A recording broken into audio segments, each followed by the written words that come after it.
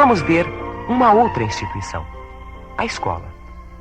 Todo o sistema escolar é baseado na comparação. Se acabássemos com a comparação, acabaríamos com a escola. Pelo menos da maneira como ela existe hoje. Primeiro lugar, segundo lugar, último lugar, classes mais adiantadas, classes mais atrasadas, notas, avaliações.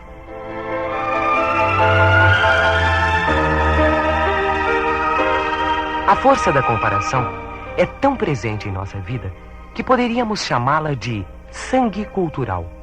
É como se estivesse dentro de nós, como o sangue que corre nas nossas veias. E quem não tiver consciência deste processo, ao qual é submetido diariamente em todos os lugares, em todos os momentos, das mais variadas formas, dificilmente conseguirá trabalhar ou sair dos seus sentimentos de inveja. Provavelmente viverá em estados depressivos constantes, com frequentes sensações de impotência e inferioridade, em momentos de insatisfação consigo mesmo e sem ao menos perceber e aceitar que existe o traço da inveja. Aliás, este sentimento no caminho da saúde psicológica é o mais difícil de ser tratado, porque as pessoas não têm consciência da sua própria inveja, das suas mágoas, das suas frustrações em si mesmas.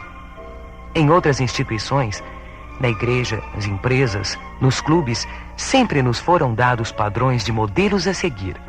Sempre fomos convidados por elas a reforçar o caminho da comparação.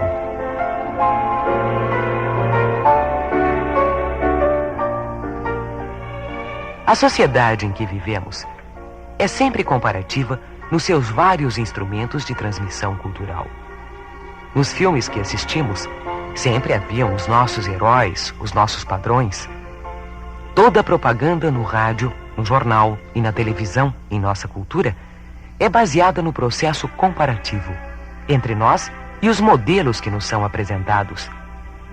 A trama base de qualquer propaganda consiste em que olhemos alguém, no vídeo, por exemplo, com todas as qualidades de riqueza, poder, prestígio, inteligência, dinamismo, beleza, força e magnetismo pessoal.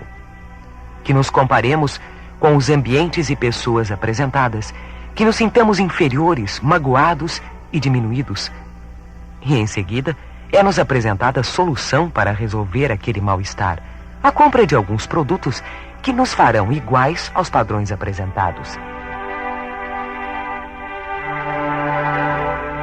Não há, pois, dúvidas quanto ao nosso envolvimento social na comparação. Aqui, uma questão fundamental se apresenta para a nossa reflexão. Se de um lado entendemos que a comparação é que nos conduz à inveja, e se, por outro lado, sabemos que todo o processo social é comparativo, e ainda que a comparação é uma força tão grande, da qual inclusive não nos é possível sair, se o ímpeto de nos comparar é tão imenso, qual seria a maneira de sairmos do sentimento de inveja? Como nos modificarmos relativamente ao sentimento?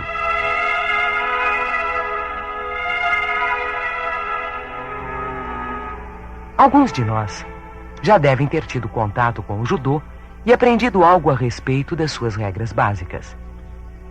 A sua primeira regra, que dá consistência e significado a esta luta, é saber usar a força do adversário em seu favor. É apoiar-se na força do adversário. Em relação a este sentimento, a saída é saber usar a força da comparação em nosso favor e não contra nós, como é o caso da inveja. Porque os principais prejudicados na inveja não são os outros, mas nós mesmos. É o sentimento de rejeição corporal, psicológica, financeira, social, profissional e espiritual de nós mesmos.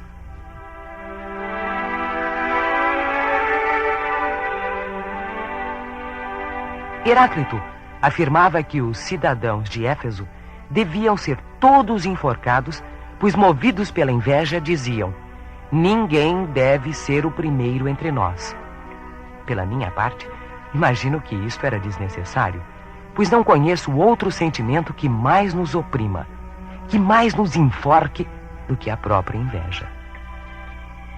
O invejoso é aquele que, ao invés de sentir prazer com aquilo que ele é, ou com aquilo que tem, sofre com aquilo que não é e com aquilo que não tem. E só há uma saída: sabermos usar esse processo comparativo em nosso favor. Acabar com o nosso ímpeto, com os nossos impulsos comparativos, não é possível. Mas qual seria a maneira de usarmos a nossa tendência comparativa em nosso favor e não contra nós? Existe um tipo de comparação com a qual não estamos acostumados, que normalmente não fazemos. E se a fizermos, nós sairemos fora do processo da inveja. É a autocomparação. A comparação conosco mesmos. Nós sabemos sempre muito bem quanto ganham os nossos vizinhos, os nossos amigos, os nossos parentes, mas jamais fizemos uma análise do índice do nosso crescimento nos últimos anos. Estamos hoje piores ou melhores do que éramos ontem? Em termos sociais, psicológicos, financeiros, espirituais, estamos melhores ou piores do que estávamos há algum tempo atrás? Há uma grande diferença entre a comparação com os outros e a comparação conosco mesmos.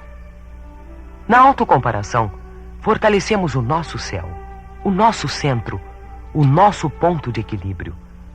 Passamos a nos dirigir de dentro em função do que realmente somos e não em função do que os outros esperam de nós. Nós passamos a ser o nosso único ponto fundamental de referência. Passamos a ser donos da nossa própria vida, pois quando nos comparamos com os outros, eles são o nosso padrão, a nossa referência. Saímos para fora do nosso eixo, somos dirigidos de fora. A autocomparação leva-nos a um fortalecimento interior. Fortalecemos a nossa identidade. Reencontramos a nós mesmos. Passamos a ser o nosso próprio ponto de apoio. Na outra, na heterocomparação, nós nos alienamos. Perdemos a nossa identidade e passamos a estar na vida para realizar expectativas fora de nós.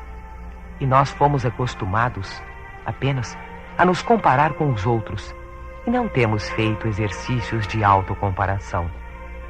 Daí os nossos profundos sentimentos de depressão, de frustração e de insatisfação na vida.